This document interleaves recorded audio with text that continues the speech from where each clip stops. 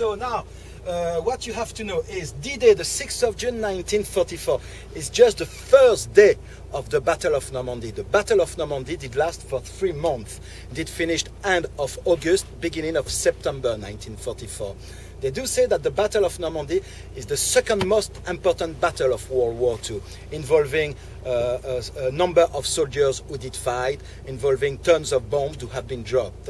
What you have to know is also the night before D-Day, all the big cities have been bombed by the Allies, British and Americans. I come from Caen, for example. Caen is just 10 miles from Bayeux. Caen has been destroyed at 80% the night before D-Day. All the big cities. My grandmom, she was in Caen when Caen has been bombed that night. And I always remember of her when I was a kid. Every time there was a storm with the lightning, she was petrified. It remembered her the bombing in Caen. You have to know that more than 15,000 of French civilians did die during those bombings. So all the big cities like Caen, as I said, Lisieux, Carentan, Saint-Lô, Cherbourg, all those cities have been bombed the night before and some nights after D-Day. Only 2 towns haven't been damaged. Is Bayeux, so this is why Bayeux still look like an old town with the cathedral from the 11th century. You can still see some medieval houses from the 14th, 15th century. It's because Bayeux hasn't been damaged at all. Bayeux, in fact, has been the first city to be liberated on the 7th of June, the day after D-Day. Okay, so remember that D-Day is just the first day of the Battle of Normandy. The Battle of Normandy did last for 3 months. So for 3 months, it was D-Day every day. So as a kid, when I was a kid in the 70s, last century, a long time ago, in the summertime we used to come quite a lot with my parents here, with my friends and cousins. So that was a great playground to play soldiers. So of course everybody wanted to be an American GI. Nobody wanted to be a German, so that was the point. So sometimes we did accept the girls to play with us. They used to be the German soldiers. I know. But I have to give something back, so they make me play with dogs, you know.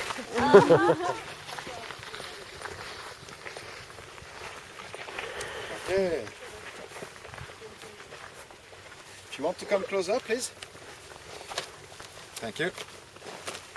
So we all know that in 1933 Adolf Hitler became Chancellor of Germany and did lead the country to war. It started in 1938 when Germany did invade Austria. The same year they did invade the Sudets in Czechoslovakia. But when on the 1st September 1939 the German army did attack Poland, the French and British governments did declare war to Germany. So for us in Europe, the war starts in September 1939. The first 8 months nothing happened really, but when in May 1940 the German army did attack France, the Battle of France was lost in just 6 weeks, with the famous evacuation of Dunkirk, where 220,000 of British, and if there was some place left, French soldiers did evacuate more or less 220,000 of British and French soldiers. The evacuation of Dunkirk. So the German occupation in France started in June 1940. Okay, the war started in September 1939, but the German occupation in France started in June 1940 for 4 long years. Now, this is a map of Europe. If you want to come closer, this is a map of Europe. All the blue countries by 1940, end of 1940, all the blue countries are the countries occupied by the German army. So, of course, France, Belgium, Holland, Luxembourg, all the eastern countries, and Sweden. Norway. Spain was neutral. Kind of. Switzerland was neutral. Sweden was neutral. Republic of Ireland was neutral. So by 1940, only England was resisting to Germany. England and Iceland. But Iceland, who will bother to invade Iceland? It's too cold and full of volcanoes, so even Adolf Hitler did not bother. Anyway, so gonna stop my silly jokes. So 1940, starting the end of 1940, beginning of 1941, the Germans knew that sooner or later the Allies will come back to land. They just did not know where and when. So starting end of 1940, beginning of 1941, they started to build what we call the Atlantic Wall. The Atlantic Wall is the Germans' defense to avoid any landing to take place. So they started to build that what we call the Atlantic Wall, starting the French-Spanish border.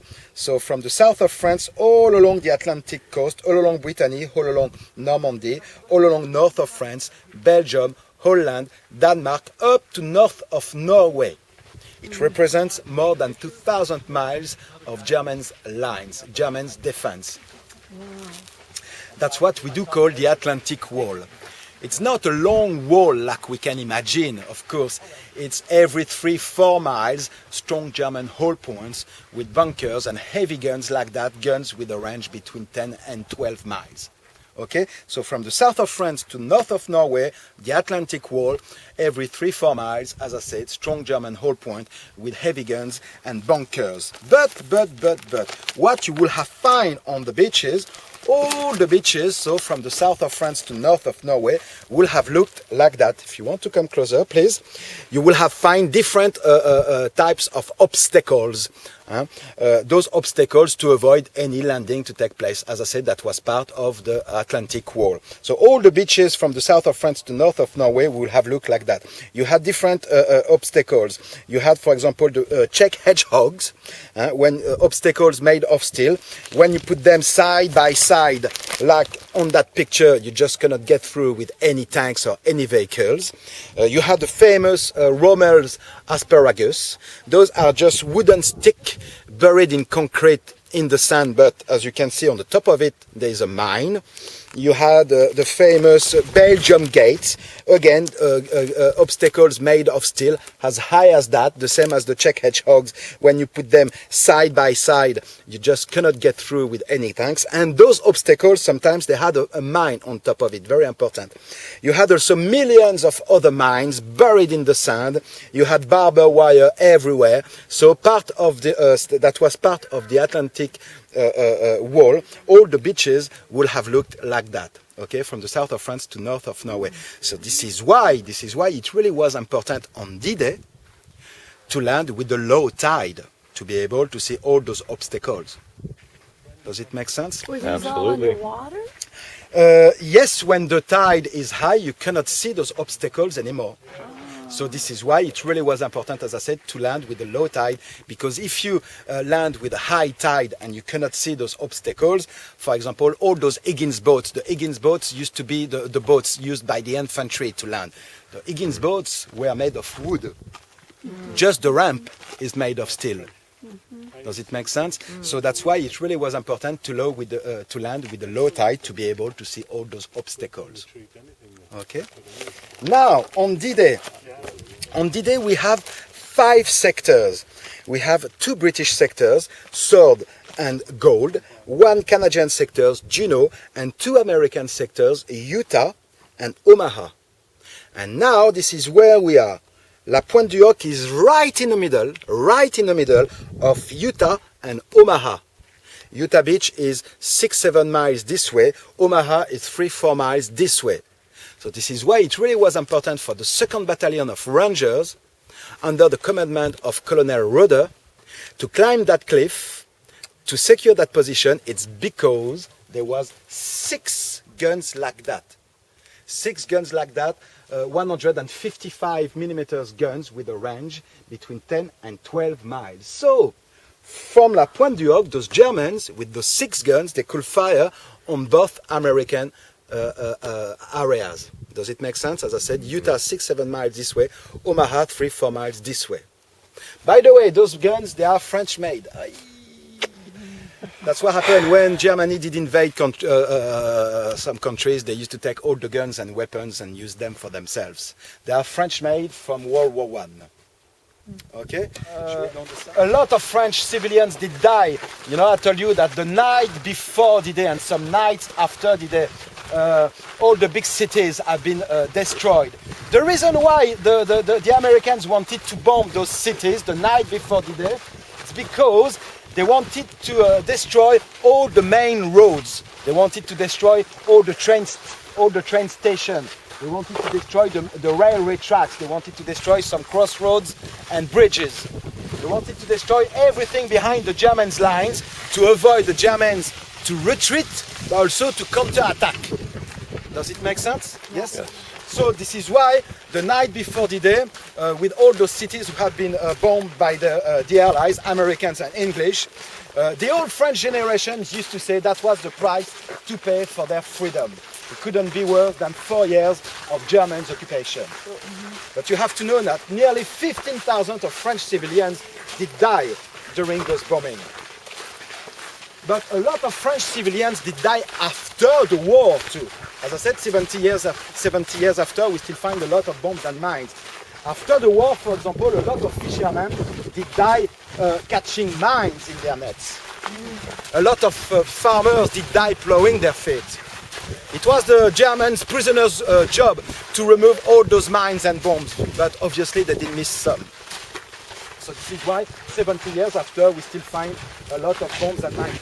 Also we still find bodies. 2 years ago they did find the remains of an English soldier in Lebizé Wood. That's a wood not far from Caen, where I come from. 4 years ago they did find a Spitfire in the River Orne again. Inside the Spitfire there was still the remain of an Australian pilot. They have been able to identify him because he still had his dog tag. They did invade the family. It has been a big for the celebration. It has been a big story. So this is why 70 years after, I say we still find a lot of bombs and mines. So please here, make sure to always walk on the footpath. You never know what is on the side. Okay? I'm just kidding here. I'm just kidding. This is just a silly joke. I'm gonna do quite a lot of them because I enjoy it. We're gonna go on the top of that bunker over there. Don't see it anymore, but just to show you something before.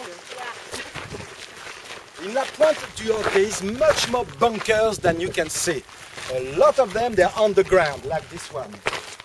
So those, for example, used to be living quarters for the troops where they could rest, eat and sleep. And so that one and the one beside, as I said, in La Pointe-du-Hoc, I'm going to tell you the story of what happened here, and after I will give you some free time so you can see and visit wherever you want to see. But as I said, there is much more bunkers than you can see, because a lot of them, as I said, they are on the ground.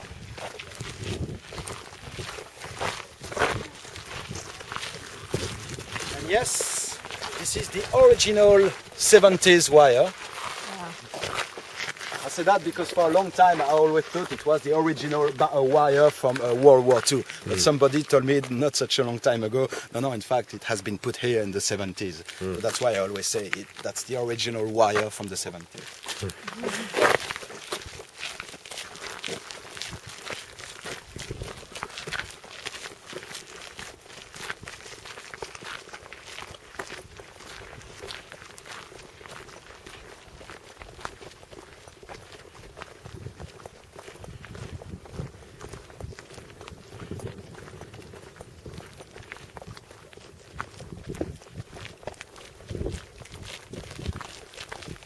Want to say hello? Guess not. Watch your step. Oh, watch your step too. Mm-hmm. Mm-hmm.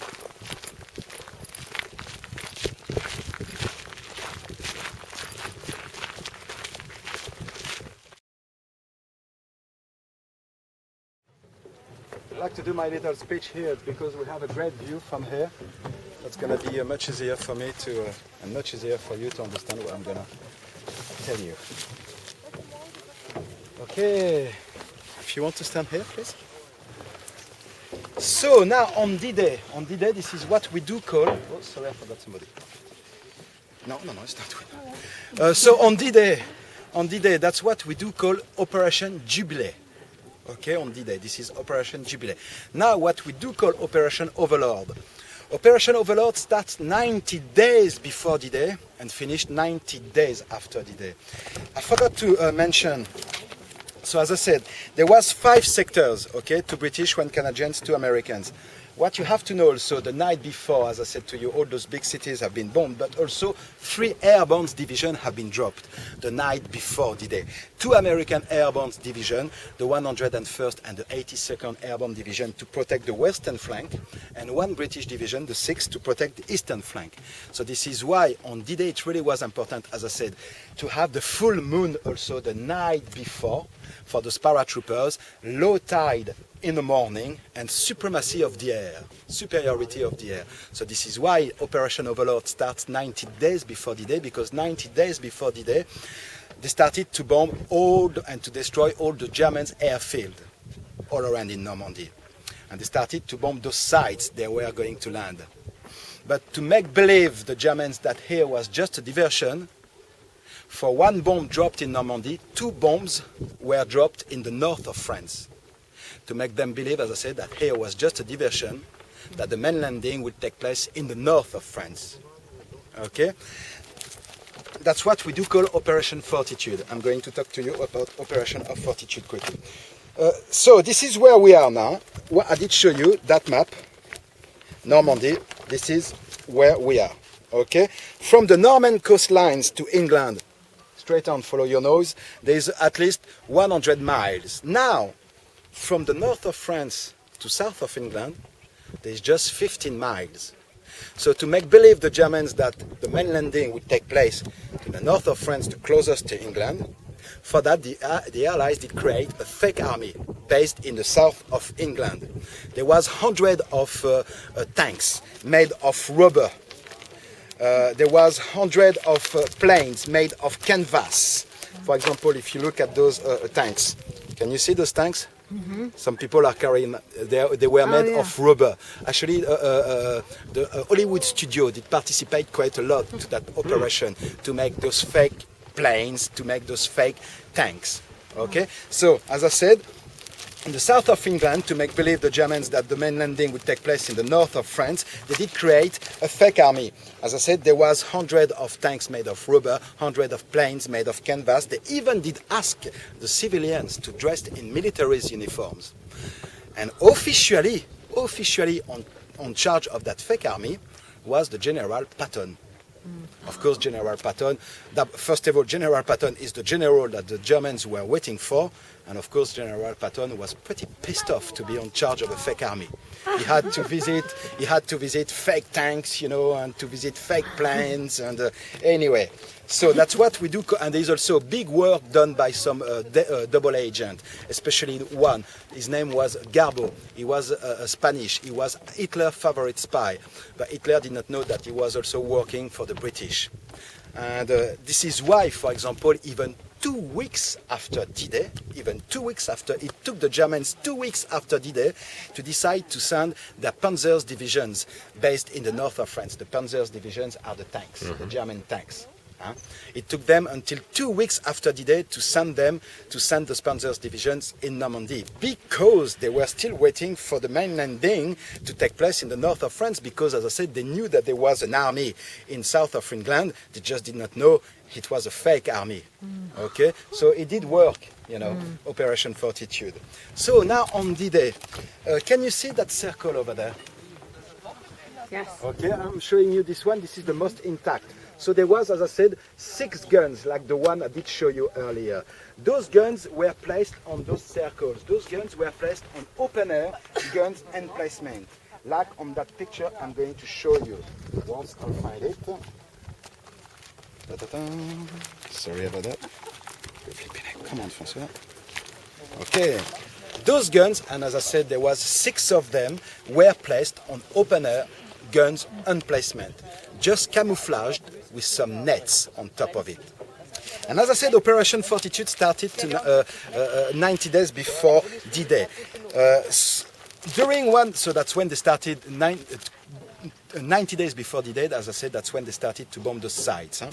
And during one of those raids in La Pointe du Hoc, did take place in April. This is La Pointe du Hoc.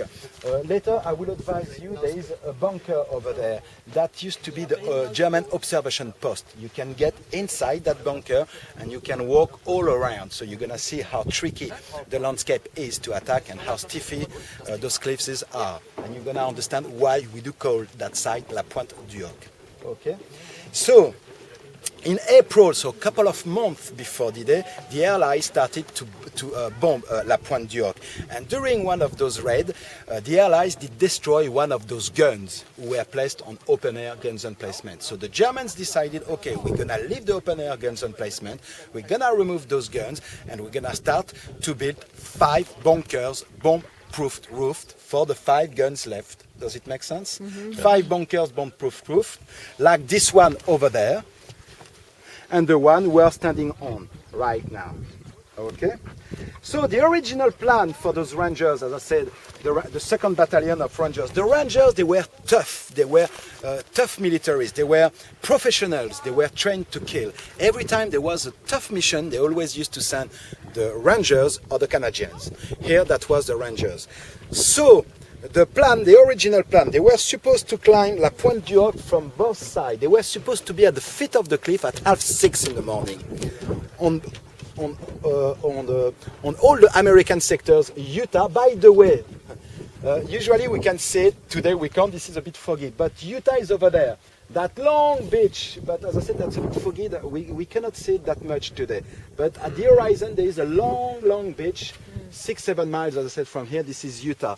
And Omaha starts straight after that point. Can you see that point over there? Yeah. This is, after that point, this is Omaha Beach.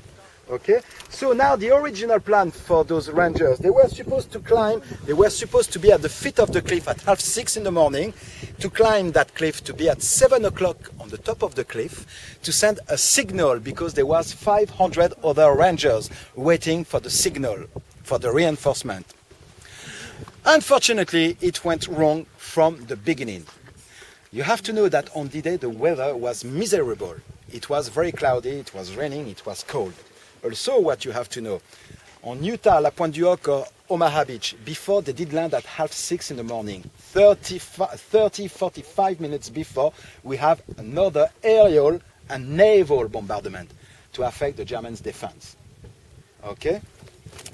So, because it was too cloudy, and also because the aerial and naval bombardment, I suppose it was too smoky. So what happened is, those Rangers on board of those Higgins boats, instead to come here to that point, they went to the wrong point. They went to that point over there, called La Pointe de la Percée.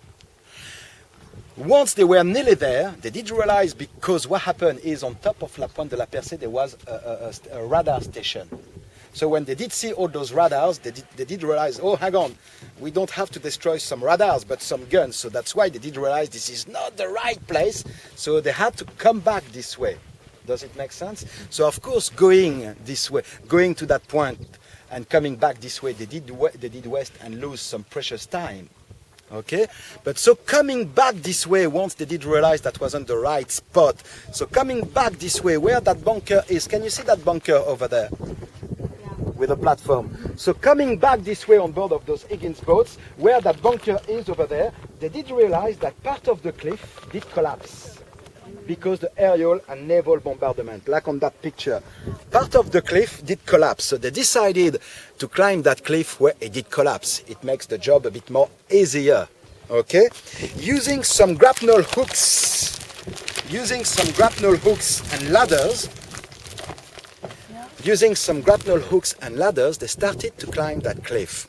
At least once you are on the top of that cliff, as you can see, there is a lot of bomb craters. So going from a bomb crater to another bomb crater, they started to secure that place. It did not take them that long, really. After a couple of hours of fighting, they've been able to secure that place. But when they went to the open-air guns emplacement to destroy those guns, remember, that was their missions. What did they find? Suspense. If you can remember the scene, The Longest Day, what did they find? Absolutely nothing. That's all they did find, some telegraph wooden post. instead the guns. So you can imagine the disappointment of those Rangers. You have to know that D-Day was supposed to happen on the 5th of June, but because bad weather, it has been postponed on the 6th of June, even though the weather wasn't that better on the 6th of June. I'm telling you that it's because all those soldiers and Rangers, they got on board of boats in England started the 3rd of June. So they did wait at least 3 days on board of those boats. They did the crossing, a rough crossing that night. Also, what happened is that night they decided to feed very well those soldiers, which was such a bad idea. This is why a lot of them were seasick the day after. You know, they had everything they wanted to the night before. They had steaks, they had chips, ice cream, everything. So as I said, this is why a lot of them were seasick the day after. When you are seasick, you are losing between 30 and 40% of your energy. That's what makes the difference sometimes between to stay alive or to die. Okay, so as I said, you have to imagine the disappointment of those Rangers. They had to climb also a cliff under Germans firing to find out that there was no guns. But what happened is the Colonel Roeder, once they did secure that site, the Colonel Roeder was in charge of the Rangers, did send a patrol to secure the road where we came from, the road that we did use to come here. And those soldiers, once they did reach that road, they did realize, they did notice there was some marks and traces on the road. So they just followed those marks and traces, and those marks and traces did lead them to a wood where the 5 guns left were hidden.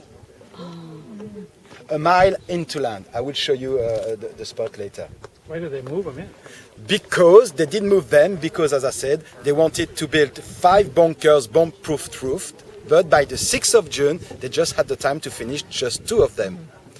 Again, that one over there, and the one we are standing on. It doesn't take that long to build those bunkers. What takes long is for the concrete to dry. So this is why, waiting for 5 bunkers to be built, they did remove those guns, hide them in the wood. In fact, they never used them on D-Day. Now, because those Rangers did lose all the equipment, the only thing they still have left was those phosphorus grenades. Phosphorus is such a hot chemical. Once you put the grenades into the barrels, it's so hot that it melts the steel. But the mission was accomplished. The 5 guns were destroyed. Now, to finish quickly my story, only 225 Rangers did attack that position. Only 225. But by the time they went to the wrong point, they did lose 2 Higgins boats. By the time they were at the foot of the cliff, there were 190. By the time they did reach the top of the cliff, there were 150. They were supposed to be relieved on the same day by troops. Of course, sorry, I did forget. By the time they did reach the top of the cliff, they were 150. And of course, it was also too late for the reinforcement. It was 7:30. The reinforcement was already gone to Omaha. That was a signal. Those 500 other Rangers waiting for the signal at 7 o'clock, if they did not have that signal, they were supposed to go on to land on Omaha. So they did. So now, as I said, 190 feet of the cliff, 150 top of the cliff. They were supposed to be relieved by troops coming from Omaha the same day. It took those troops more than 2 days to reach those Rangers. In the end of those 2 days, those Rangers had to defend themselves against many German counterattacks. In the end of those 2 days, just 90 Rangers only were alive out of 225. What you have to know also, there wasn't that many Germans defending that position, around 200. When you think about it, 200 German soldiers against 225. They were all very hidden, very well protected. And those Rangers with only 225, I mean, should I say 190? Because, as I said, by the time they went to the wrong cliff, they did lose 2 Higgins boats. So they were just 190 when they did reach the foot of the cliff. So when you think about it, 190 against more or less 200 Germans, they have to climb that cliff and say, that's just mad. That's my job to come here every day nearly, and I did read so many things and watch so many documents. I still do my head in, how did they do?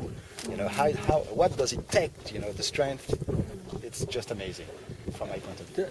All this damage out here, was this done by the battleships or by air? So, because, as I said, they started to bomb those sites a couple of months before D-Day, and also on D-Day, 30 minutes, 45 minutes, we have aerial and naval bombardment. So if those bomb craters have a roundy shape, it comes from the air.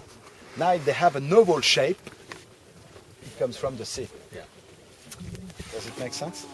Mm-hmm. Where did President Reagan give his speech? President, so that on top of that bunker, Really? on top of 1984 for the 40th anniversary of D-Day, he did a famous speech on top of that bunker. As I said, that used to be the observation German post. Also, what you have to know is, can you see that sculpture? That sculpture represents a dagger. The dagger was the ranger's knife. The problem is when they did film the making of when they did film the scene for the film The Longest Day in 1962, there was already that sculpture. So next time if you watch The Longest Day, you will see that bunker, and on the top of that sculpture there is a big net. So you know what is underneath. Interesting. Okay. Was it clear for everybody? Is there some questions you want to ask? Or? Are there cliffs all along here? All these beaches?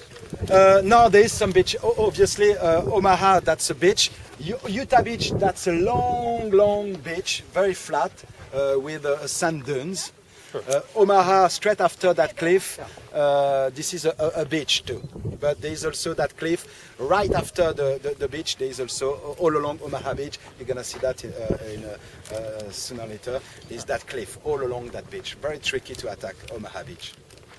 Okay. Why did they choose that? That's a tricky question. Thank you. Originally, they wanted just 3 sectors. They just wanted a British sectors, gold. They wanted just Canadian sectors, Juneau, British sectors, gold, and Omaha. In the end, I think that's Montgomery who did decide. No, 3 sectors is not enough. So he wanted 5 of them. So they did add sword on the eastern front, and they did add Utah.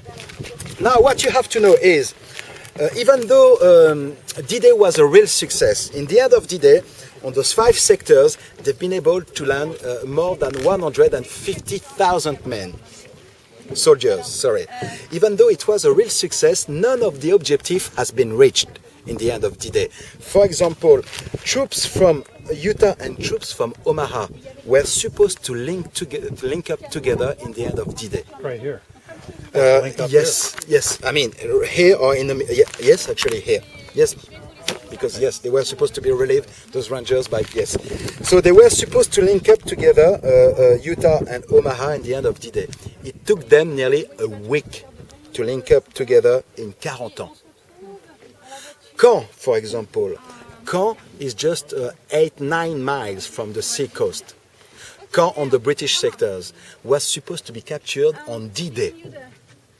It took them nearly 3 weeks to do those 8-9 miles, and another month to capture the whole town, just to show you, the struggle it has been for them to get into land.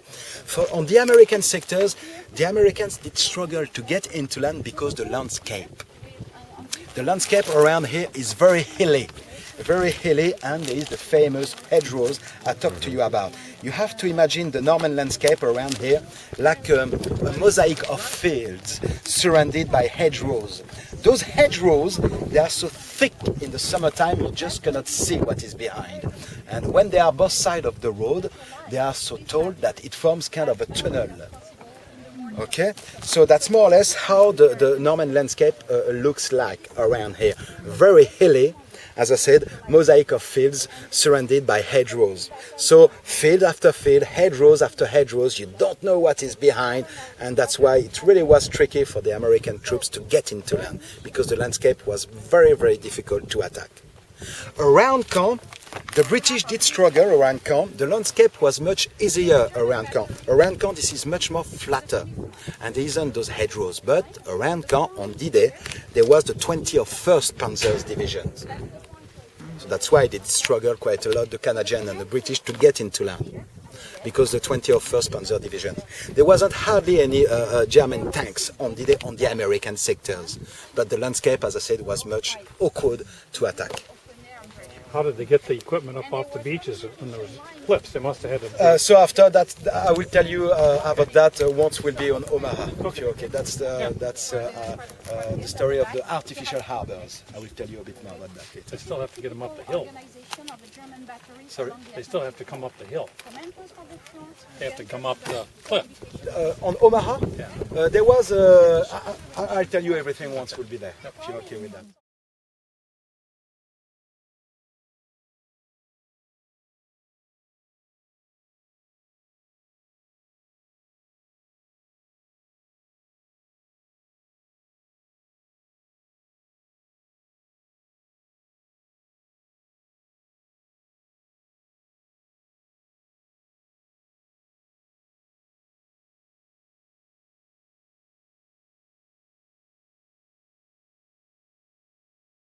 The stairs over there, the entrance, and so you had that, as I said, that's what we do call Tobruk. Tobruk, that's also the name of a town in Libya, where a famous battle did happen during the North African campaign in 1942.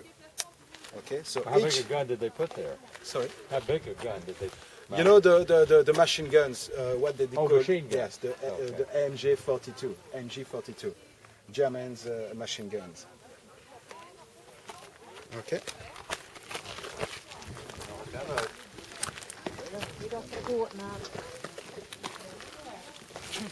Here we are. So that will have been the machine guns position. Oh, To take a picture of a lovely, cute French. That's the moment or never. I'm not that cute anymore. So, okay, just kidding.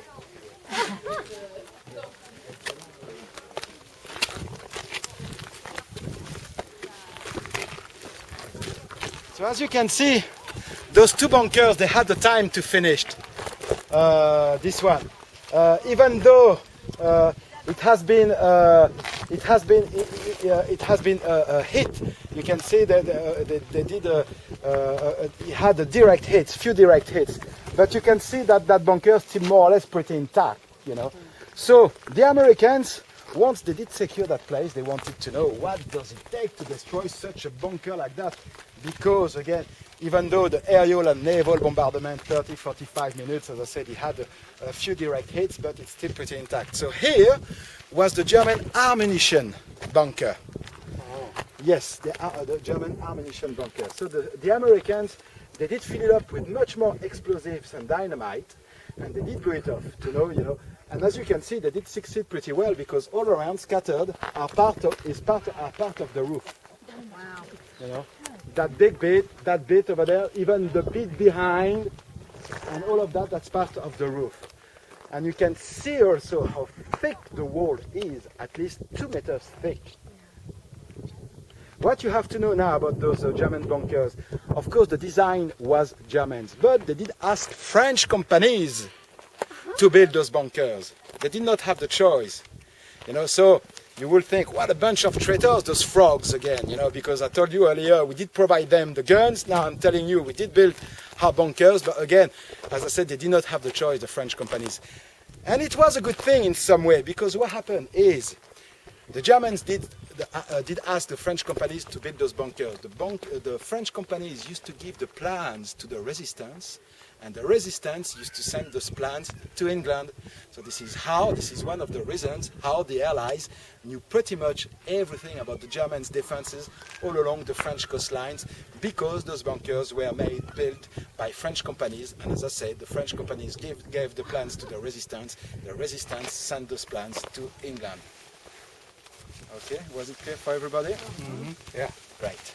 So that was the story of Normandy Tour.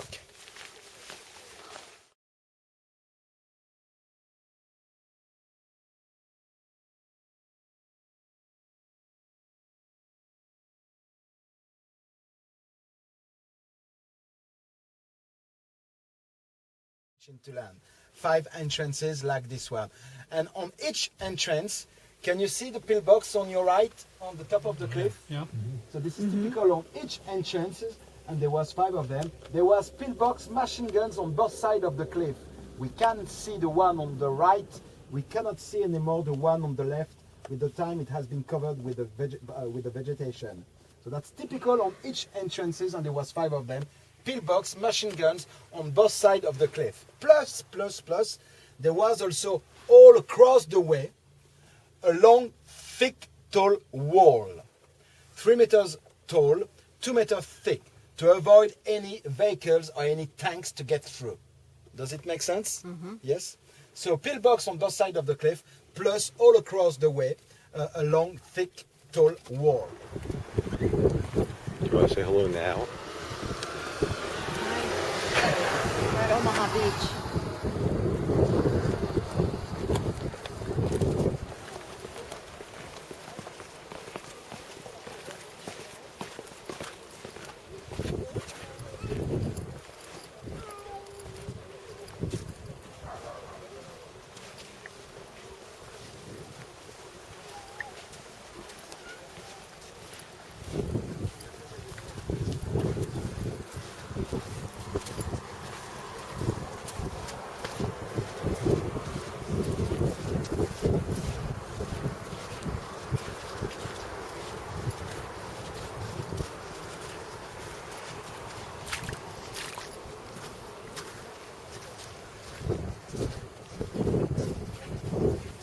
So this is Omaha. Omaha, 4.5 miles long beach. I told you already, it's, the Americans on D-Day, they have 2 sectors. They had Utah and Omaha. The Americans, among those 5 sectors, they had the easiest sector. Utah Beach, among those 5 sectors, Utah Beach on D-Day has been the easiest sector. Unfortunately, the Americans had also the worst sector. Among those 5 sectors, Omaha has been the worst sector. It has been pretty tough too for the Canadian who did land on Juno, tough for the British who did land on Gold, pretty easy for the British on Sword, very easy for the Americans on Utah. So why Utah Beach has been the easiest sector? Utah Beach, first of all, it's because everything went according to the plan. Except the fact that they did not land where they were supposed to land. But where they did land, in fact, the Germans' defense was much weaker. You have to know, I'm going to try to explain something to you. As I said to you, there was 5 sectors, 2 British, 1 Canadians, 2 Americans.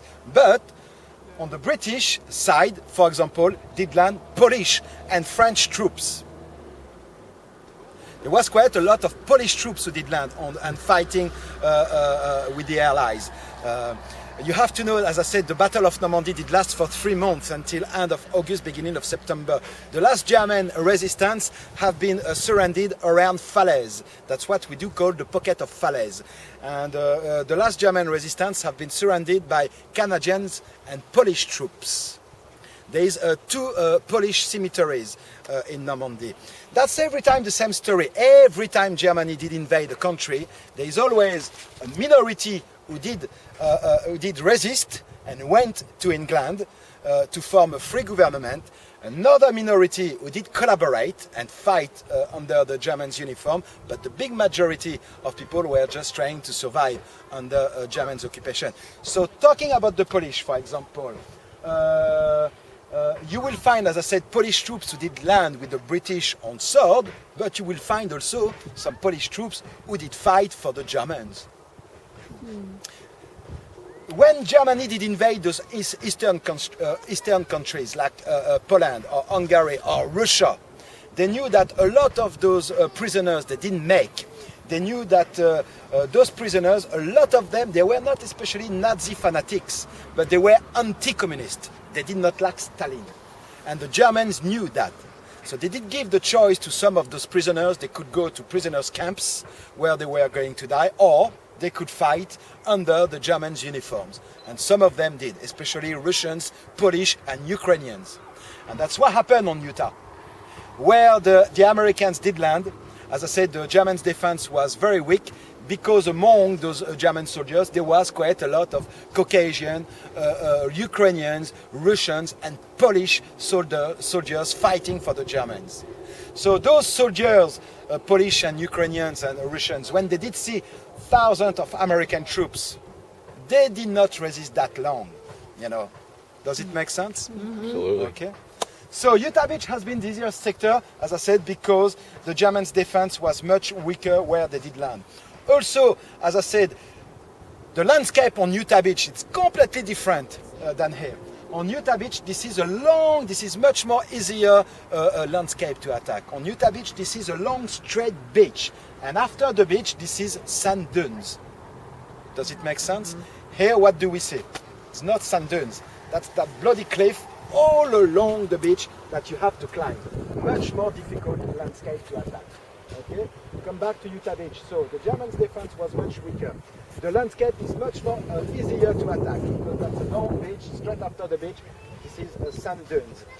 Also, you have to know that again, before they did land at 6:30 in the morning, again 30-45 minutes aerial and naval bombardment.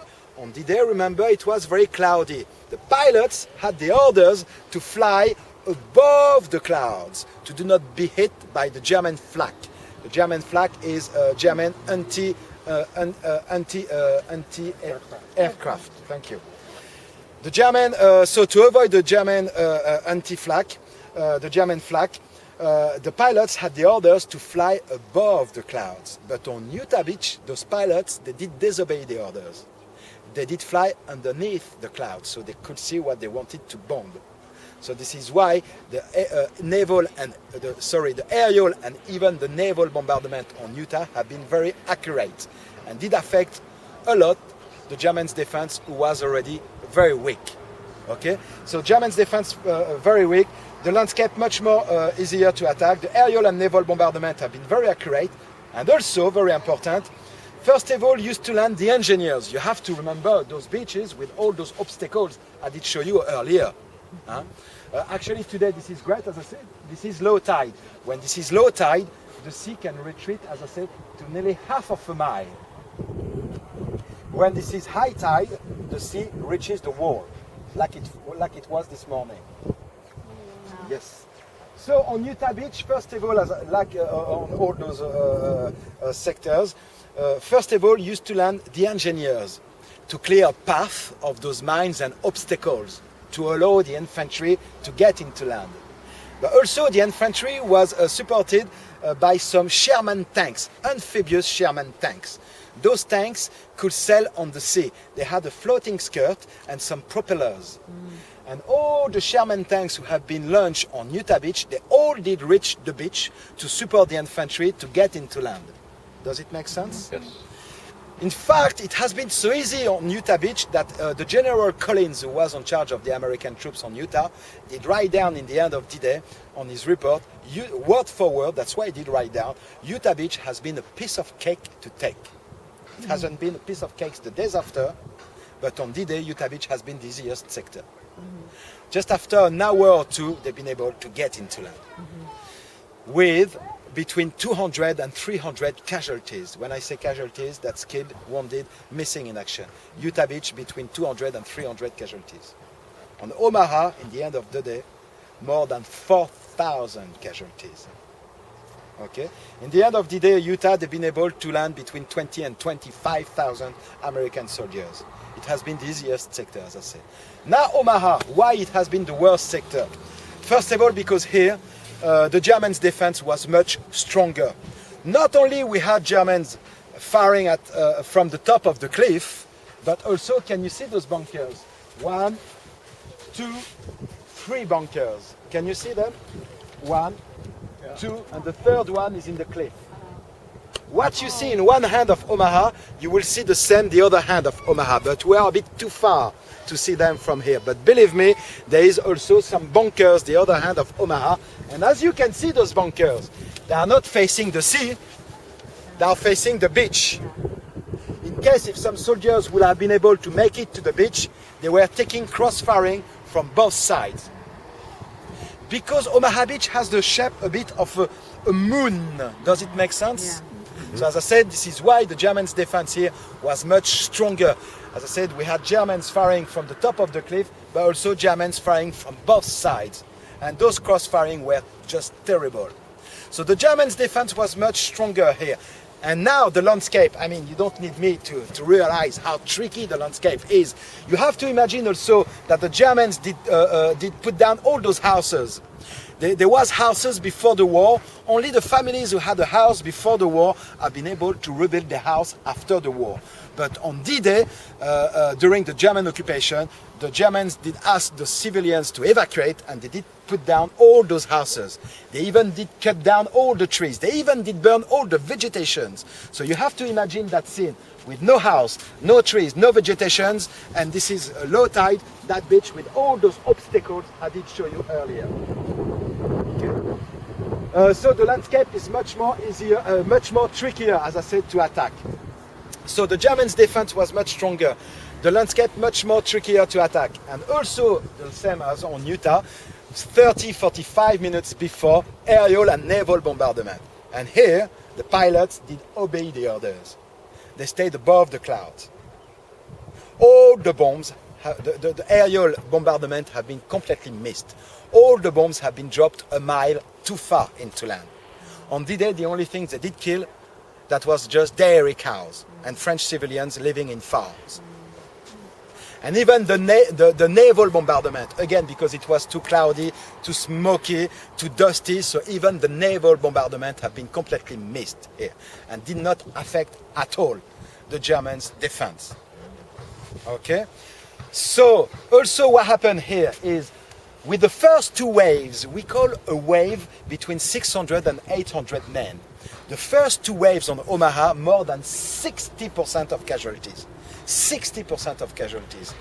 It's because with the first two waves, they did launch 32 Sherman tanks. Again, those Sherman tanks, you know, amphibious Sherman tanks.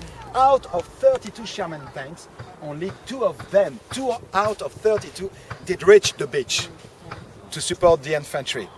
It's because those Sherman tanks, contrary to Utah Beach, have been launched much too far from the beach.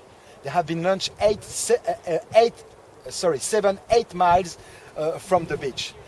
Even though we are not that far from Utah Beach, here on D-Day, on Omaha, the sea was much rougher than on Utah. The currents much more stronger.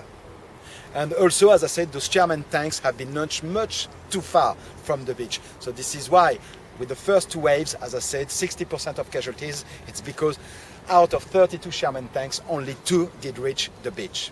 The situation was so bad mid-morning that the General Bradley, who was on board of a battleship 10 miles from the shore, he could see that the situation was going completely wrong. They even thought about to land the rest of the troops on the British sectors, Arromanches, 6-7 miles from here. What happened is they decided of another naval bombardment, and that naval bombardment late morning have been much more accurate and did affect the Germans' defense. Nevertheless, they got stuck here until beginning of afternoon. And as I said to you, when they did land, it was low tide, but by beginning of afternoon, the tide was high. And as I said, when the tide is high, it reaches nearly the wall. By chance, there was that wall on D-Day. That's the original wall. Of course, it has been damaged and a bit rebuilt, but there was a sea wall like that on D-Day. And actually, as I said, thanks God for that, because once they've been able to destroy those bunkers, the only place they could be safe, that was all along that wall. If you make yourself little, you cannot be hit from the top. Does it make sense? Yeah. Okay. So now, in the beginning of afternoon, they've been able to secure the third exit and to get into land. In the end of the day, they've been able to establish a bridgehead of 4 miles into land, but with a heavy cost, as I said, more than 4,000 casualties on Omaha. In the end of the day, they've been able to land between 30 and 35,000 American troops on Omaha. Now, what you have to know also, why it has been such a disaster, it's because, contrary to La Pointe du Hoc, as I said, Pointe du Hoc, that was a mission for rangers. They were professional, hardly trained to kill. Here, The average of age of those poor American soldiers is 21. 2/3 of them, that was their first experience of fighting. When you are 21, when you are a man 21, you're still a baby, really. So 21 years old, first experience of fighting, 6th of June 1944, Omaha Beach. It couldn't be worse than that. Couldn't be worse than that. I'm going to show you some picture to finish my story about Omaha, about somebody who did land here with the first two waves. As I said, the first two waves, more than 60% of casualties. And that man, his name is Robert Capa. He was a photographer working for Life magazine. That man did land with the first two waves just to take some pictures. Have to be a bit mad in your head. Actually, he was a bit psychologically, he was a bit fragile. I did see a program about him. Great. I really like Robert Scapa work. He did take some amazing pictures, not only on D-Day, but he was also he did take pictures of the Republicans fighting against Franco during the Spanish Civil War. My grandfather was Spanish. My grandfather did a fight against Franco and the fascist troops. Franco was helped by the Germans and Italians. That's where the Germans and Italians did first exercise what they were going to do to us, just a year after. This is why my grandfather was a bit pissed off with the British and French government, because nobody did help them. When the fascists and Franco were helped by the Germans and Italians, nobody did help the Republicans, except the Russians. But, to be helped by the Russians is not especially a good thing, because you have to give so much back, Anyway, so my grandfather, like thousands of Spanish refugees, did cross the border in 1939 and has been put in prisoners' camps by the French police. Anyway, so that's the story of my grandfather. Where was I? Robert Capa. Robert Capa. Yes. Robert Capa did land here with the first two waves. He did take some pictures. And those are the pictures Robert Capa did take. Actually, I'm going to start by the beginning. This one. So as I said to you earlier, all those men, all those soldiers did land on board of Higgins boats. Those, as I said, those Higgins boats were made of wood. Only the ramp is made of steel. You could put between 30 and 35 soldiers on board of those Higgins boats. That is a great picture, this one. You could see how far from the beach they did land. If you want to come closer, don't be shy. Can you see? Yes? So you can see how far from the beach they did land. You can see where they did land, they had water to their waist, but sometimes it's much deeper than you can see. You have to remember, on that day, the soldiers were carrying on between 40 and 50 kilograms of heavy equipment.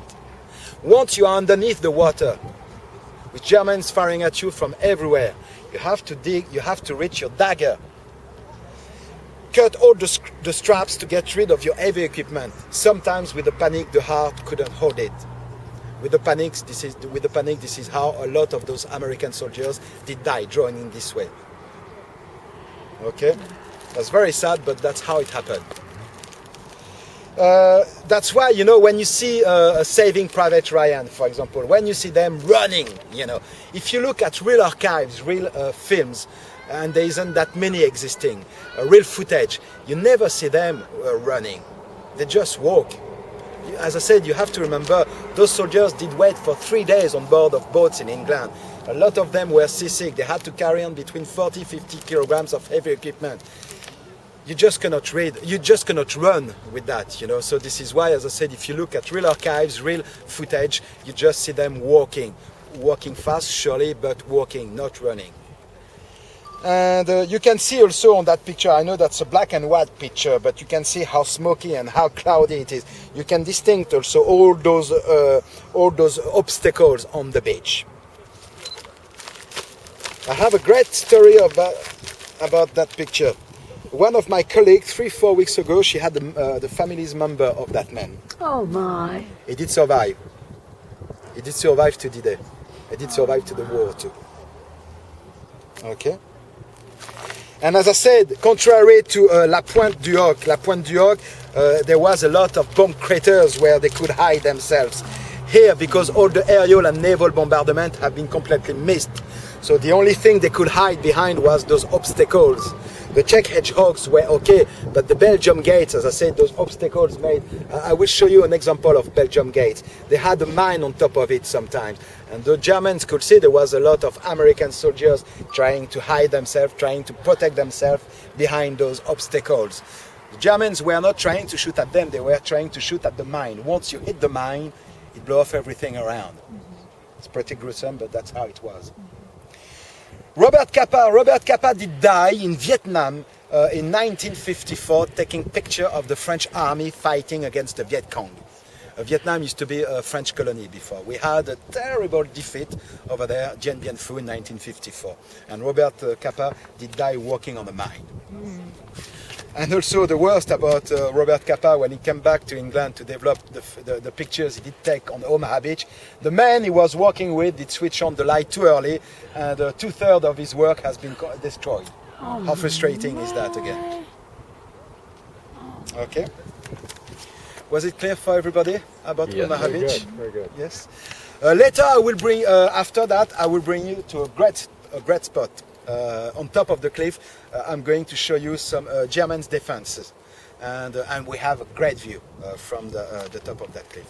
I'll give you just 10 minutes if you're okay. If you want to have a little walk, 10 minutes, yes, I will give you just 10 minutes, please. If you want to have a bit more, 10-15 minutes, please, not after. I will see you in 10-15 minutes at the van. You can have a little walk and meditate a bit on What about that beach. bridge? No, that has nothing to do with D-Day. I mean, is it a good place to go and look? Yes, you can if you want to. There's also the National Guard's monument over there. Okay. Just for example, just that gun, 88 millimeters German gun, did destroy himself around 30 Sherman tanks Oh my. before to be destroyed itself. Wow. Okay. Of the century happened, they destroyed all the artificial harbor in Omaha, but just 30% of it in Arromanches. So they decided to leave the artificial harbor in Omaha. It was too much damage. They just took bits and bobs to reassemble the one in Arromanches. Okay, where is Alamos? Arromanches just was 6-7 miles from here. It's not that far. So it's That's on the British sectors on Gold. Okay. Okay, Gold. So what you did see, that bridge you did see coming this way. So that's what it is. Floating bridges, floating docks, and all around where, I'm going to show you, starting 1943, the British started to build 100 of those big caissons made of concrete. That's what we do call phonics caissons. Those are made of concrete. So on D-Day, after D-Day, they did tow all those 100 of caissons across the channel, and those caissons, they used them as a breakwater. As I said, floating bridges, floating docks, they were following the level of the tide, so they could unload 24 hours a day. And all around were those phonics caissons made of concrete, and also on purpose they did sink some old battleships to use them also as a breakwater. Does it make sense? Yes. Okay. And they used that artificial harbor in Arromanches until November 1944. As I said to you, the night before D-Day, 3 airborne divisions have been dropped. The mission, 2 American airborne divisions. The mission of the 101st Airborne Division were supposed to, and so they did actually, their mission was to capture Sainte-Mère-Église, because in 1944, in Sainte-Mère-Église, the National 13 used to cross Sainte-Mère-Église. The National 13 used to go from Cherbourg to Paris. So this is why it really was important for the 101st Airborne Division to capture Sainte-Mère-Église, to secure the National 13, and to go as quick as they could to Cherbourg, to capture the seaport town of Cherbourg. They needed a seaport town. Unfortunately, when the Allies did capture Cherbourg end of June 1944, the Germans, before to surrender, they did destroy all the port. The Allies have been able to use that port it took them nearly 3 months, more than 3 months, to rebuild that port until November 1944. So they used that artificial harbor in Arromanches until November 1944, until they did finish to rebuild the artificial harbor in Cherbourg. Does it make sense? Yes? So that's the story of those two artificial harbors. There was one in Omaha, as I said, but they did not use it because it has been completely damaged after the storm of the century. They did use the one until November 1944 in Arromanches. And in Arromanches, you can still see some of those phoenix caissons in the sea. Now, was it up at St. Mary Église where the fair trooper got caught in the steeple of the church? Yes, yeah. John Steele. John Steele, that was his name. Yes, John Steele. There was another paratrooper. We don't see it in the longest name, but in fact there were two. John Steele was caught to the Tower Bell, and there was also Ken Russell, another American paratrooper. But they never do mention Ken Russell. I don't know why. John Steele is a real hero in St. Mary Église. He did survive D-Day. He did survive the Battle of Normandy. He did come back twice in St. Mary Église. He did die in 1969. He came back twice in St. Mary Église. And the whole generation can remember of John Steele very well. The problem with John Steele is he was a bit of a drinker. He did enjoy the pieces. And more he was drinking, and more he was giving different versions of what happened. So he did not know, in the end, you did not know what to believe. For sure, he was there the night before. He was called to the Tower Bell, but after, that's a bit more confused. Okay. Should we go to the next stop? 75mm gun. But the German tanks were much better than the German tanks. But the Americans had much more tanks than the Germans. In the end, that's what did play on their favors. Belgium gates. In front of us, that's the Belgium gates. Those. And as I said, those obstacles, there was a mine on top of it sometimes. And again, can you see, quite tall, heavy obstacles. Again, when you put them side by side, you just cannot get through with any tanks or any vehicle. The purpose of those artificial harbors was to bring men and materials and equipment and different vehicles. Now, there was also a pipeline. That's what we do call Operation Pluto. Pipeline underneath the ocean. From England to Port-en-Bessin, there was a pipeline to bring all the petrol they needed. That's how they did bring all the gasoline, all the petrol they needed, because there was a pipeline going from England to Port-en-Bessin on the British sector. When did they put that in? Sorry, madam? When did they put the pipeline in? Right after D-Day. Oh, right after? Yes. Huh. Sorry? Yes, everything was already, that was big roll of pipeline, and more they were crossing the channels, and when they did cross the channel to land on the 6th of June, they did also they did put also all those pipelines underneath the water. It's not that old. I mean, originally it's from the 12th century, but if you look at the picture, that's how that church used to look like. As I said to you, Omaha Beach is located on 3 villages, Saint-Laurent, Vierville and Colville. And as I said to you, all the bombing, the aerial and naval bombardment, 30-45 minutes before they did land, have been completely missed, and all the bombs have been dropped a mile too far into land. So you can imagine all those villages. So if you look at just the state of the church, you can imagine the rest of the village looking the same. About the churches, the French after the war, about all those monuments, churches, cathedrals or abbeys, they all have been rebuilt exactly how they used to look like, using the same materials, using the same stones. The problem also with the churches is the Germans used to use the tower bell, the tower as a observation post. From the top of the tower, you can see to the sea. Is this how they brought the stuff up off the beach right here? So yes, in fact, when I said to you, there was 5 exits. So this is a map of Omaha. As I said, 4.5 miles long from one end to the others. We came from the first entrance. Now this is where we are, the last one. When I said to you there was 5 entrances, in fact I did lie to you. There's 4.5. I said to you they got stuck until beginning of afternoon, and they've been able to secure the 3rd exit. It's a shame because quite early in the morning they've been able to secure the last exit where we are now. at 8 o'clock in the morning. They've been able to secure that exit. But what happened is it did not lead to anywhere, to any main road. So what happened is they did attack the German position on top of the cliff, but they had to go back to the beach. Does it make sense? Why'd they go back? Okay. Sorry.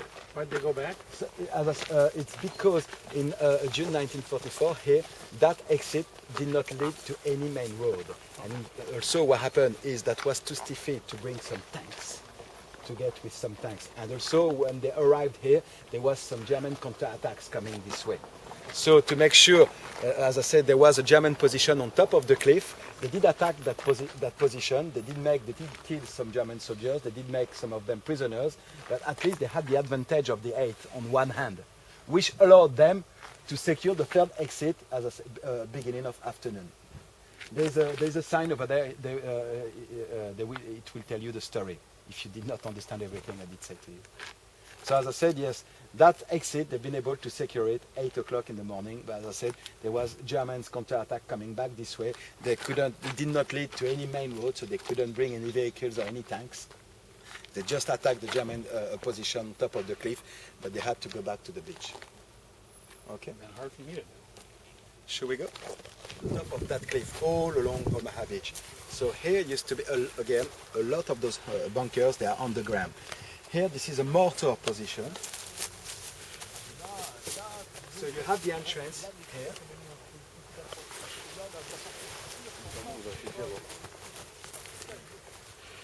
And here used to be a mortar position. Those mortars guns had a range between 1.5 and 2 miles. Okay. And those bunkers, those German bunkers, they are all linked up to together with trenches. So if you follow the trench, it always leads you to another bunker. Okay.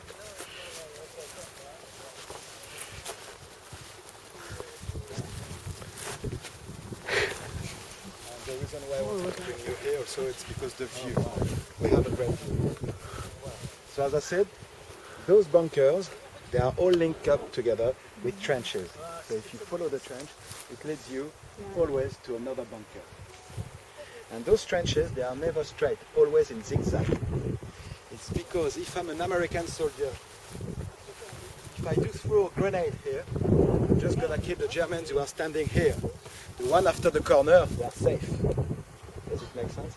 Those trenches, they used to be much deeper than they are now, of course. They used to be at least 2 meters deep. You know. How did they dig this? Sorry? They dig these with machines? No, that's funny because I just read a book about that. All of that was horsepower or manpower. There was no machines. Just mad. So what? Even those bunkers, to build those bunkers, there was everything was so of course to build those bunkers you needed a lot of concrete. Yeah. To make concrete you need a lot of water. All of that was brought by, as I said, manpower or horsepower. They hardly had any vehicles to bring all the materials they needed to build those bunkers. So what length of time were the Germans preparing all of this? As I said, they started to build the Atlantic Wall end of 1940, beginning of 1941, and in the 6th of June 1944 they did not finish it. Okay, so over several years. Yes. If D-Day wouldn't have happened on the 6th of June, they would have to postpone it to July. So it would have given the Germans a month more to, you know. So instead, does it make sense? So maybe they would have had the time to finish those 5 bunkers, bomb-proof on La Pointe du Hoc, and it would have given them much more time to reinforce. You know. So in fact, they did not even finish. But when you think about it, I mean, starting end of 1940, beginning of 1941, and as I said to you, after an hour or two on Utah, all that energy, all that time spent to build that Atlantic Wall, thinking that's what's going to save us. As I said, on Utah, after an hour or two, they've been able to get into land. Does it make sense? It's interesting that if Hitler hoped to continue aggressively conquering everything, that he also realized he needed to build a wall to protect him from Allies coming back. Yes. Yeah. But that's also it's because the Russians were asking for a second Yeah, front. for a second front. Yes. And they pushed Churchill and Roosevelt for a second front. Yes, To take yes. the pressure off of Russia. Yes. And as I said today, that's as I said, I'm very impressed always when I do stand here and when this is low tide, exactly how it used to be like on the 6th of June 1944.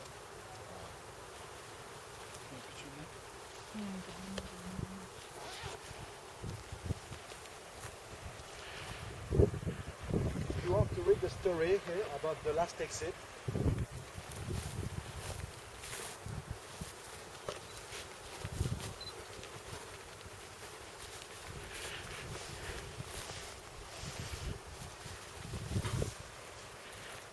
even 7 o'clock, they've been able to secure more or less that position at 7 o'clock. Now, around 8 o'clock. They started to attack at 7 o'clock, around 8 o'clock.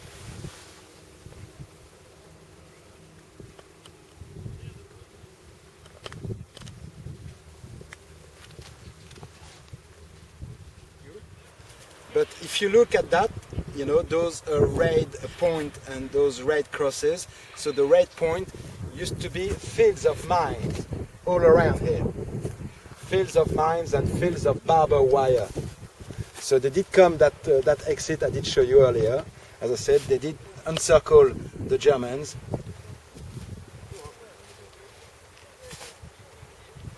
Okay.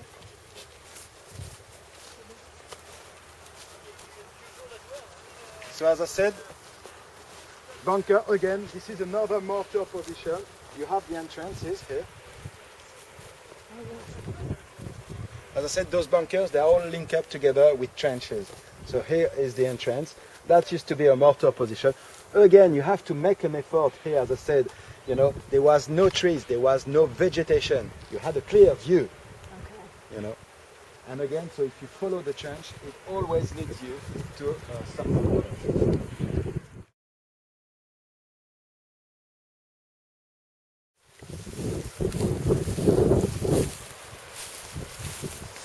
So another machine guns position. As I said, every time you follow a trench, it leads you always to another bunker.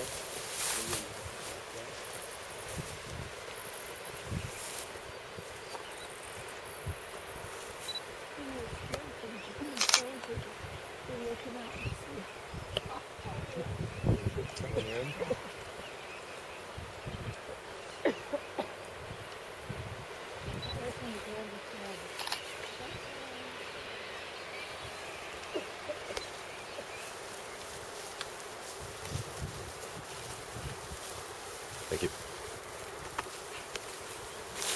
And over there is Arromanche. Usually, if it's a bit clearer, we can still see those phoenix caissons made of concrete, I did show you earlier. But today this is not that clear, we cannot see them.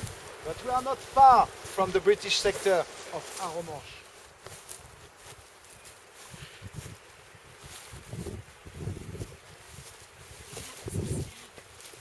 Excuse me? Those blackberries, ain't Yeah. that a snack of a tour? You should have grabbed some. You're What so if they're hungry. poisonous? I don't This think would be the Germans last would- footage of us ever. And I haven't even gotten any camera time. This is going to be your father's favorite part of the video. What's that? He's going to delete the rest of it, just us talking to each other. Yeah. I've been a silent cameraman until now. And You I'm might going to pause it or something. keep my mouth shut now. Okay, I'm going to pause it. Yeah. Bye-bye.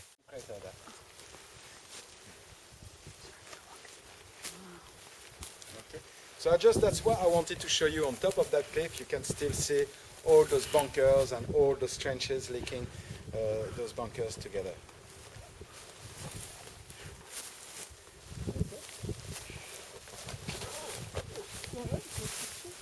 This is really good with sound.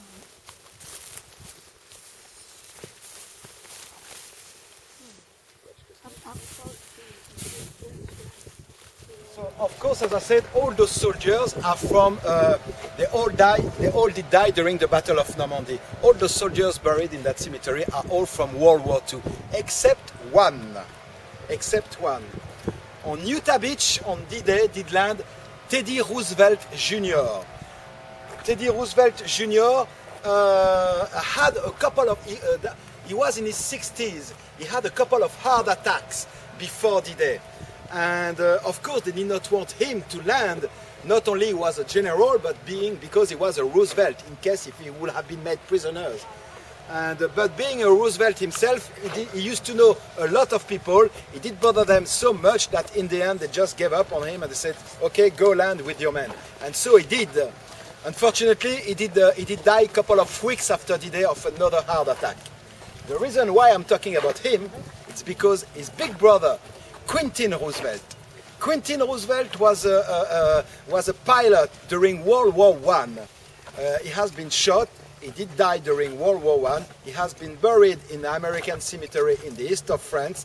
But because his little brother, Teddy Roosevelt Jr., was buried here, so they did exhume Quentin Roosevelt where he was buried in the east of France, and they did bury him beside his brother. So Quentin Roosevelt is the only soldier from World War I to be buried in that cemetery.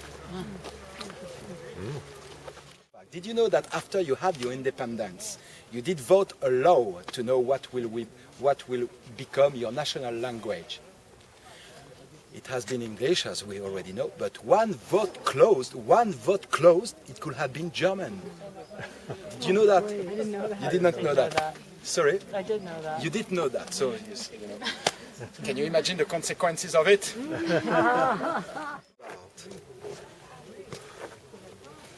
On that wall, there is more than 1,500 names. Those are the names of soldiers missing in action.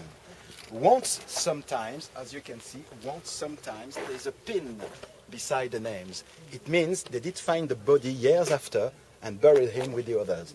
And as you can see, there isn't that many pins beside the names.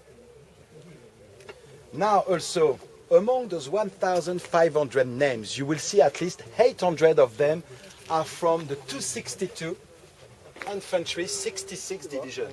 As I said, 1,500 names. Among those 1,500 names, at least 800 of them are from the 262 Infantry 66 Division. It's because in December 1944, should we keep carrying on a bit this way, please? It's because in December 1944, so December 1944, remember the Battle of Normandy was already finished. It did last until end of August, beginning of September.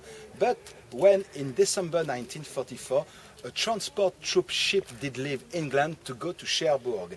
On board of that transport troop ship, there was 2,000 American soldiers. In December 1944, as I said, they thought the channel was safe. It wasn't yet. 5 miles from Cherbourg, there was a German U-boat waiting for that transport troop ship. That German U-boat did sink that transport troop ship. Among those 2,000 American soldiers, 1,200 of them did die. Among those 1,200 of them, 800 of them went missing. So this is why you see those names on that wall. The name of that boat was the Leopoldville. A very, very sad story. A couple of days before Christmas, December 1944.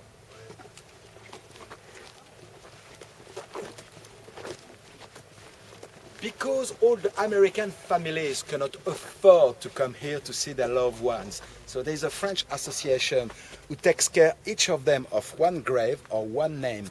And once a year, or even sometimes few times a year, they do bring some flowers, or a flower, they do bring flowers. They also pick up sand on Omaha Beach. And they rub the sand into the letters. So it gives the letters kind of a golden letters.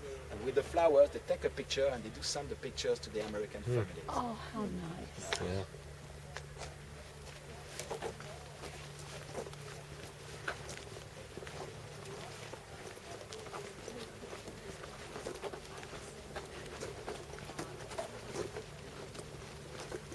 I'm going to bother you just a couple of minutes more, and after I will give you some free time.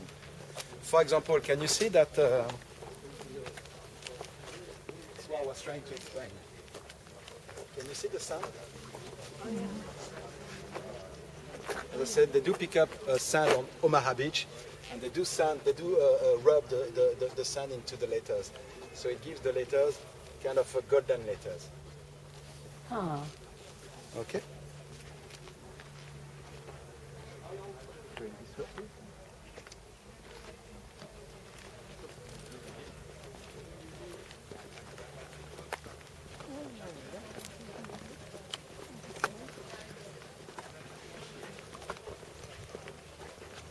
So you can see also that Rab Giron, you know, you can see the sand into the letters.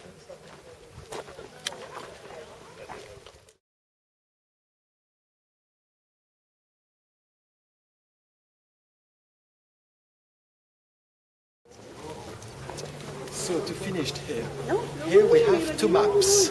That map tells you everything about the Battle of Normandy and how the Allies did really conquer the north of Europe and went to Germany. That map over there tells you everything about D-Day, but surely you know everything about D-Day now. Over there, I will advise you to visit that little chapel just in front of us. They did make a lovely ceiling made of mosaic to thank the American soldiers for what they have done for the French people. Okay. On your right, you have some stairs and you have a very beautiful footpath. And to see what you can see is still Omaha Beach. And I think it was a very good idea to bury those American soldiers where some of them died. Okay. I will ask you, as I said,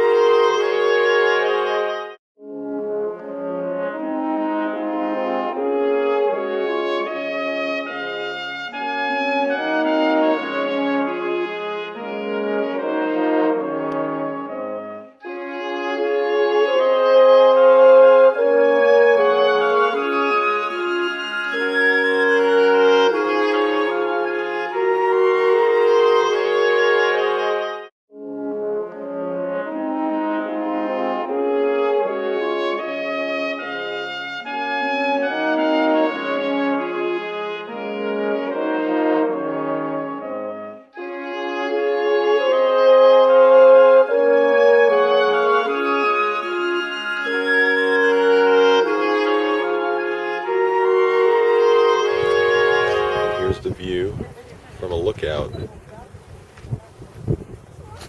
all along the beach. You can see how steep it really is. Probably from this perspective, it might be difficult to see, but if you look down Yeah.